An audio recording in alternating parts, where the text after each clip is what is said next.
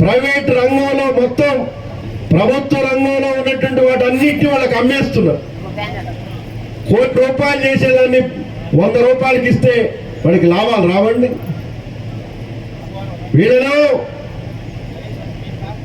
వీళ్ళ ఆదాయాలు తగ్గుతున్నాయి. ఒక 10 ఎకరాల రైతు ఆదాయం ఈ 9 సంవత్సరాలు ఏమైనా పెరిగిందా అండి?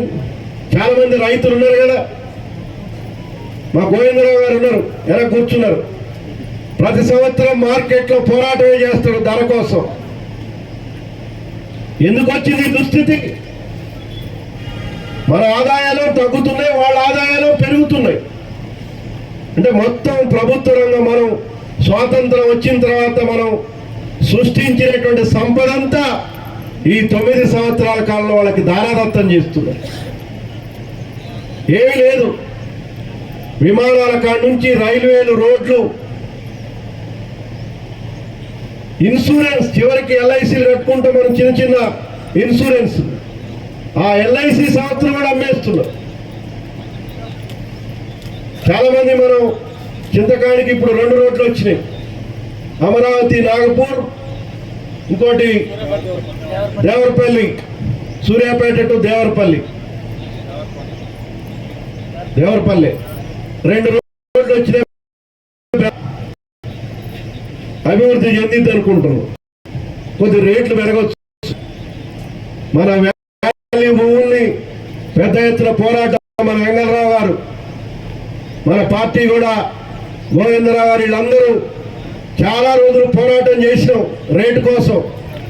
మనం పోరాటం చేయటం వల్లే కొద్దిగా పెంచుకోవాలి. మనకేం పెద్ద న్యాయం ఏం చేయలేదు, అయినా ఉన్న దాంట్లో కొద్దిగా న్యాయం చేయగలిగింది. ఇప్పుడు రోడ్లు వచ్చినాయి. ఈ రోడ్ల వల్ల కొద్దిగా దానికి ఆనుకోనున్నటువంటి భూములు నలుగురు పెరగవచ్చు. కానీ ఆ రోడ్డు మనకి ఏమన్నా లాభం ఉందండి? నష్టం. భూములు పోయడం జరిగింది, అదొక నష్టం. ఇప్పుడు రోడ్డు వచ్చినాక ఏమైనా కొత్తగా మనం ఆదాయాలు ఏమైనా పెరుగుతాయా? అదొక సమస్య. రవీంద్రబాబు గారు చెప్తుండే, ఆయన భూమి కారు యువతల నుంచి అవతల పోయి అసలు ఆ రోడ్డు కూడా ఎక్కేది కాదు. మనం రోడ్డు ఎక్కాలంటే 100 పోయి ఎక్కాలట. ఇక ఎక్కడ మధ్యలో ఎక్కేది కూడా కాదు. అక్కడ ఎక్కాల, నాగిలికొండ కాడ దిగాల. లచ్చగూడ వాళ్ళు కూడా 100 నాగిలికొండ పోయి మళ్ళీ ఎక్కి రావాలి. మళ్ళీ మనం పాత రోడ్లను తిరగాల. ఆ రోడ్లు ఎవరికి ఏంటి ఉపయోగం? కాకినాడ పోర్టుకి అదాని, అంబానీ ఎక్స్పోర్ట్లు పోవాల. విదేశీ కంపెనీలు వాళ్ళ వస్తువుల్ని బేరం చేసుకునే దానికోసం ఎక్కడ దిక్కుండా డైరెక్ట్ గా పోవటం కోసం మన భూములు లాగేసి వాళ్ళ లాభాల కోసం వేసుకున్నటువంటి రోడ్లు అవి. మనం ఎక్కితే టోల్ వసూలు చేస్తారు. అందుకని ఇది చూపించి నరేంద్ర మోడీ బ్రహ్మాండంగా జాతీయ రహదారులు వేసాడు, అదే వేసాడు, అభివృద్ధి చెందింది, వెలిగిపోతుంది దేశం అని మాట్లాడుతారు, టీవీలో అవపడుతున్నారు. ఇప్పుడు సోషల్ మీడియా కూడా వచ్చింది. ప్రతి ఒళ్ళకి ఇక్కడ ఉన్న మహిళలందరి చేతుల్లో కూడా సెల్ ఫోన్లు ఉన్నాయి. సెల్ ఫోన్లలో కూడా పెట్టి చూపిస్తారు అభివృద్ధిని రంగురంగుల బొమ్మల్లో. కానీ ఈ అభివృద్ధి అట్టడుగునటువంటి పేద ప్రజానీకానికి, రైతాంగానికి రావట్లేదు. కొద్దిమందికి ఉపయోగాలు. అటువంటి విధానాల్ని ఇవాళ బీజేపీ ప్రభుత్వం అవలంబిస్తా ఉంది. ఒకవైపు ఏమో ప్రైవేట్ వాళ్ళకి అప్పచెప్పేస్తున్న ఆస్తులన్నీ, మరొక వైపున ఇప్పటిదాకా భారతదేశం అంటే కులాలకి, మతాలకు అతీతంగా అందరం సహజీవనం కొనసాగిస్తాం. ఎవరు దేవుళ్ళని వాళ్ళు పూజించుకుంటారు. హిందువులైతే దేవుళ్ళు పూజించుకుంటారు, క్రిస్టియన్ పూజించుకుంటారు, ముస్లింస్ అయితే అల్లాని పూజిస్తారు. ఎవరి మతాన్ని పూజించుకోవచ్చు. కానీ ఇవాళ బీజేపీ ఏం చెప్తుంది? లేదు, ఇక్కడ హిందువులు తప్ప ఎవరు ఉండటానికి లేదు, హిందువులే ఉండాలి ఈ దేశంలో, ముస్లింలు, క్రిస్టియన్లకి, మైనార్టీలకి ఉండే హక్కు లేదని వాళ్ళ మీద దాడులు చేస్తున్నారు. లేకపోతే బట్టలు కట్టుకోవాలో మేము చెప్తాం, నువ్వు ఏ 6 నెలల్లో మేమే నిర్ణయిస్తున్నటువంటి పద్ధతి వల్ల ఈ దేశంలో పరిపాలన చేస్తున్నాడు. ఒక్కొక్కళ్ళ ఆచార వ్యవహారాలు ఒక్కొక్క తీరుగా ఉంటాయి. శ్రీరాముడు మటన్ తింటాడు, నేను మటన్ తిన్ను, నేను ఉండొద్దా ఈ దేశంలో? బ్రాహ్మిన్స్ మన దగ్గర చికెన్ మటన్ తినరు, కానీ కలకత్తాలో పోతే అది లేకుండా వాళ్ళు బ్రాహ్మిన్స్ కూడా చేపలు లేకపోతే అసలు అన్నం కూడా తినరు. ఒక్కొక్క ప్రాంతంలో ఒక్కొక్క ఆచార వ్యవహారాలు, ఆహారపు అలవాట్లు, దుస్తులు ఒక్కొక్క తీరుగుంటాయి.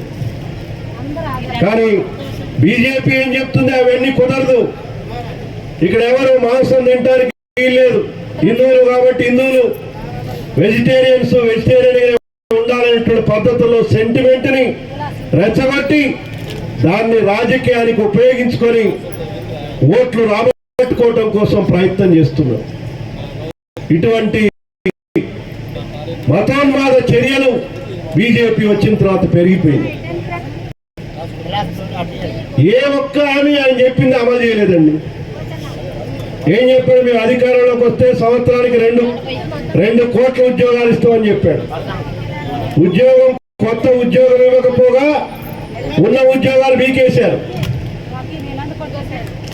రైతుల ఆదాయాన్ని రెట్టింపు చేస్తామని చెప్పాడు.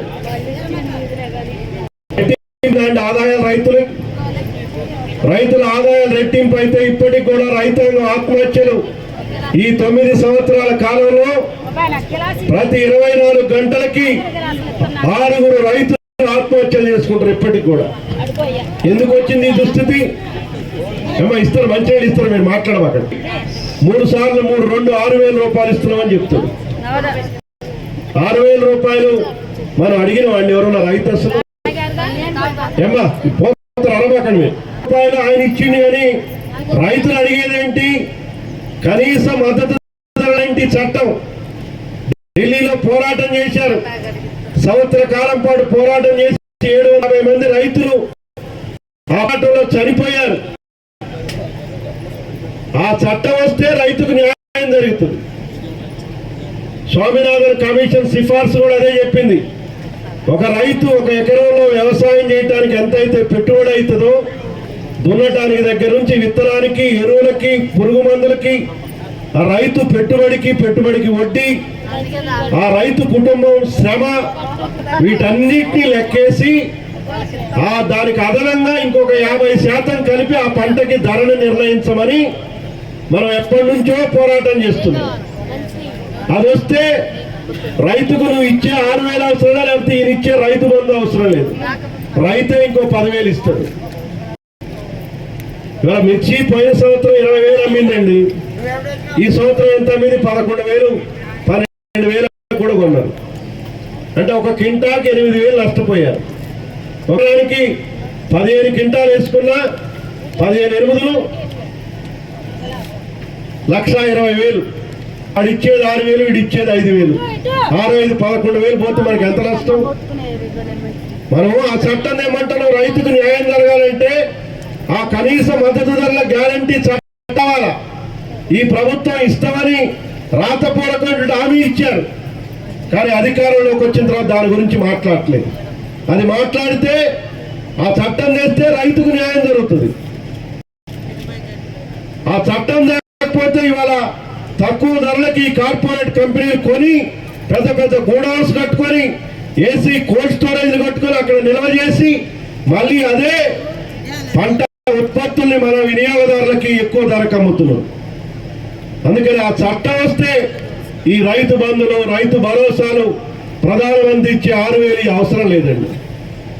ఈ పథకాలు ఇచ్చి 6,000, 5,000 ఇచ్చి రైతాంగాన్ని మభ్యపెట్టి ఓట్లు వేయించుకొని గద్దెలెక్కుతా ఉన్నారు. ఈ వాస్తవాన్ని మనం గ్రహించాలి. అందుకని ఆ కనీస మద్దతు ధరల చట్టం కోసం మళ్ళీ తిరిగి పోరాటం చేయాల్సినటువంటి అవసరం రైతాంగం మీద ఉంది. అది వస్తే తప్పితే మీరు ఇంకెన్ని పథకాలు చెప్పినా రైతుకు న్యాయం జరగదు. ఎందుకంటే ఒకవైపు ధరలు పెరుగుతున్నాయి. 9 సంవత్సరాల క్రితం డిఏపి ధర ఎంత ఉంది, ఇప్పుడు ఎంత ఉంది ఒకసారి ఆలోచన చేయండి. యూరియా ధర ఎట్లా పెరిగింది, మనం వాడేటువంటి పెట్రోల్ డీజిల్ ధర పెరిగితే దున్నటానికి ట్రాక్టర్ కూలీ పెరిగింది, పంట నూర్పేటువంటి హార్వెస్టర్ ధర పెరిగింది. ఇవన్నీ పెరగలేదా? ఇవన్నీ పెరిగినాయి. పెరిగిన దానికి అనుగుణంగా ధరలు పెంచట్లే. మొన్ననే నరేంద్ర మోడీ గారు మళ్ళీ వడ్లకి 69 రూపాయలు మళ్ళీ మద్దతు ధర పెంచారు మొన్ననే.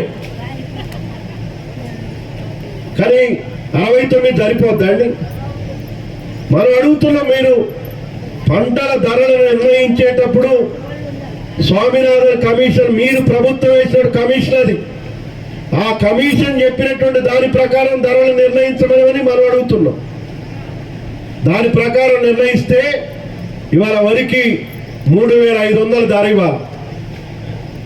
3500 వరకు ఇస్తే బ్రహ్మాండంగా నువ్వు ఏమి ఎక్కర్లే. కానీ అది ఇవ్వట్లేదు, మేము ఇస్తున్నామని మాటలు చెప్తున్నాం. అందుకని ఏ హామీ కూడా వాళ్ళు ఇచ్చినటువంటి హామీలు అమలు చేయకుండా అధికారంలోకి వచ్చి మతం పేరుతోటి లేకపోతే కార్పొరేట్లు ఇచ్చేటువంటి డబ్బులతోటి ఎమ్మెల్యేలు కూడా కొంటున్నారు. కొన్ని రాష్ట్రాల్లో ఎమ్మెల్యే సీట్లు తక్కువైతే ఆ పార్టీ వాడు గెలిచినోడికి కొన్ని కోట్లు ఒక కాంట్రాక్ట్ ఇవ్వటం, కండవాలు మారుస్తున్నారు, అధికారంలోకి వస్తున్నారు. పూర్తిగా పార్టీలు కొనేస్తున్నారు. ఎవడన్నా వినకపోతే సిబిఐయో ఈడీ వాడో వస్తాడు, దాడి చేస్తాడు. వాడు ఆ భయంతో ఈ పార్టీ మారుతాడు. వాడు అక్రమంగా సంపాదించిన సొమ్ము కదా. ఇవాళ ఆ పరిస్థితి ఈ దేశంలో నడుస్తుంది. ఎవడన్నా మన మార్గంలోకి రాకపోతే వాడిని బెదిరించడం. ప్రజాస్వామ్యం అనేది లేదు. మీకు ఒక్కటే ఉదాహరణ, మొన్ననే గతంలో కూడా అనేక మంది ఎవరైనా ప్రశ్నిస్తే, బీజేపీ విధానాలకు వ్యతిరేకంగా ఎవరైనా మాట్లాడితే వాడి మీద ఏదో ఒక దేశద్రోహం కేసు పెడతారు. సాయిబాబా అని, ప్రొఫెసర్ సాయిబాబా 2 కాళ్ళు ఉండవు, వీల్ చైర్ మీద నడుస్తున్నాడు. ఆయన ప్రొఫెసర్, యూనివర్సిటీలో స్టూడెంట్స్కి పాఠాలు చెప్పేటువంటి ప్రొఫెసర్. ఆయన బీజేపీ యొక్క ఈ మతోన్మాద విధానాలు వీటిని ఆ కాలేజీల్లో వాటిల్లో చెప్తా ఉన్నాడు. దాంతో ఆయన్ని దేశద్రోహం కింద అరెస్ట్ చేశారు. పాపం 12 సంవత్సరాలు జైల్లో పెట్టారు. వికలాంగుడు దేశద్రోహం ఎవరిని చంపుతాడండి? 2 కాళ్ళు లేని, నడవలేని ఆయన ఒక పాఠాలు చెప్పేటువంటి ప్రొఫెసర్ ఎవరైనా చంపగలడా? ఆ నేరంతో జైల్లో పెడితే ఆయన ఆరోగ్యం చెడిపోయి 12 సంవత్సరాల తర్వాత సుప్రీంకోర్టు ఆయన అరెస్టు అక్రమం అని చెప్తే బయటకు వచ్చి ఆరోగ్యం చెడిపోయి ఈ మధ్యనే 6 నెలల క్రితం చనిపోయాడు. వరవర్రావు మనందరికీ తెలుసు, ఎక్కడ అన్యాయం జరిగితే అక్కడికి వచ్చి మాట్లాడతారు. ఆయన్ని జైల్లో పెట్టారు. అనేక మంది మన పార్టీ నాయకుడు మహారాష్ట్రలో గోవింద్ పన్సారే అని ఈ బీజేపీకి వ్యతిరేకంగా ఈ కార్పొరేట్లు గట్ట చేస్తే మతాన్ని ఎట్లా ఉపయోగిస్తుంది ఇవన్నీ పుస్తకాలు రాస్తున్నాయన. అది రాస్తున్నాడని చెప్పి పొద్దున్నే వాకింగ్ పోయి వస్తుంటే కాల్చి చంపేశారు పట్టపగులు. ఇట్లా అనేక మంది, దబోల్కర్ అని రచయిత, కల్బుర్గి, ఇలాంటి అనేక మంది మేధావులు చంపేశారు. అదే కాదు, ఇప్పుడు ఆపరేషన్ కగారని మన పక్కనే ఛత్తీస్గఢ్లో నక్సలైట్ సోదరులు, వాళ్ళ విధానం వేరు కావచ్చు, తుపాకీ గొట్టం ద్వారా రాజ్యం వస్తుందని మన నుంచి విడిపోయి అడవుల్లోకి పోయి పోరాటం చేస్తున్నారు గిరిజనుల సమస్యల మీద. వాళ్ళ విధానాలు మనం ఏమి సమర్థించట్లేదు. కానీ ఇవాళ నరేంద్ర మోడీ ప్రభుత్వం వచ్చే సంవత్సరం మార్చి నాటికి దేశంలో నక్సలైట్లు లేకుండా చేస్తామని బహిరంగ ప్రకటన ఇచ్చి ఇవాళ 540 మందిని 12 నెలల్లో చంపేశారండి. చంపడమే, కాల్చి పట్టుకొచ్చి కాల్చడం. ఆ 540 మందిలో సగం మంది అమాయకులైనటువంటి గిరిజనులు, వాళ్ళకి ఏమి ఎరకలేదు. అంటే ఒక భయానకమైనటువంటి వాతావరణాన్ని సృష్టించటం. కమ్యూనిస్టులు ఉంటే మన ఆటలు చెల్లవు. ఇప్పుడు ఎందుకంటే వాళ్ళని చంపేది నంబాల కేశవరావు అని మావోయిస్టు జనరల్ సెక్రటరీ, ఆయన చంపింది 21వ తారీఖు మే 21 చంపారు. మే 23వ తారీఖున అక్కడ ఉన్నటువంటి 2057 ఎకరాలు వాయిడ్ అనేటువంటి కంపెనీకి రాసిచ్చింది కేంద్ర ప్రభుత్వం. 1,50,000 చెట్లని నరకటానికి పర్మిషన్ ఇచ్చారు. ఎందుకంటే అక్కడ ఖనిజ సంపద ఉంది. ఆ 2057 ఎకరాల్లో ఉన్నటువంటి ఖనిజ సంపదని ఆ కార్పొరేట్ లాయిడ్ అనేటువంటి కంపెనీకి కట్టబెట్టడానికి ఈ నరమేధాన్ని ఇవాళ బీజేపీ ప్రభుత్వం ఈ దేశంలో చేస్తూ ఉంది. అనుకోవచ్చు మనకెందుకు నక్సలైట్లని, ఇవాళ నక్సలైట్లు చంపుతారు, రేపు మన్ని కమ్యూనిస్టులు చంపుతారు. అందుకని ఇవాళ కమ్యూనిస్ట్ పార్టీగా ఈ ఆపరేషన్ కగారుని ఆపేసి నరమేధాన్ని ఆపాలని మన పార్టీ కూడా పోరాటం చేస్తూ ఉంది. చర్చలు జరుపుతాం, మాతో చర్చలు జరపడని వాళ్ళు అంటా ఉంటే మీతో చర్చలు జరిపేదే లేదు, మిమ్మల్ని చంపటమే అని చెప్పేసి మాట్లాడుతూ ఉన్నాం. పక్కన ఉన్నటువంటి మొన్న ఉగ్రవాదులు మన దేశ టూరిస్టులు 26 మందిని పహల్గామ్లో కాశ్మీర్లో చంపితే దానికి మద్దతు ఇచ్చినటువంటి పాకిస్తాన్ తోటి చర్చలు జరుపుతారు, లేకపోతే మణిపూర్లో ఉన్నటువంటి ఉగ్రవాదులతో చర్చలు జరుపుతారు. కానీ ఇక్కడ ఉన్నటువంటి మన ప్రజల్ని మన సోదరులతోటి చర్చలు జరపమంటే ఈ ప్రభుత్వం ముందుకు రావట్లేదు. అంటే వీళ్ళకి కమ్యూనిస్టులు అంటే భయం, కమ్యూనిస్టు సిద్ధాంతం అంటే భయం. చాలామంది రెండవ ప్రపంచ యుద్ధ కాలంలో కూడా కమ్యూనిస్టులు లేకుండా చేయాలని హిట్లర్, ముస్సోలినీ లాంటి వాళ్ళు కూడా ప్రయత్నం చేశారు, కాలగర్భంలో కలిసిపోయారు. ఇవాళ బీజేపీ కూడా కమ్యూనిస్టులు కొంతమంది వ్యక్తులు చంపొచ్చు, కానీ సిద్ధాంతాన్ని చంపగలుగుతారా?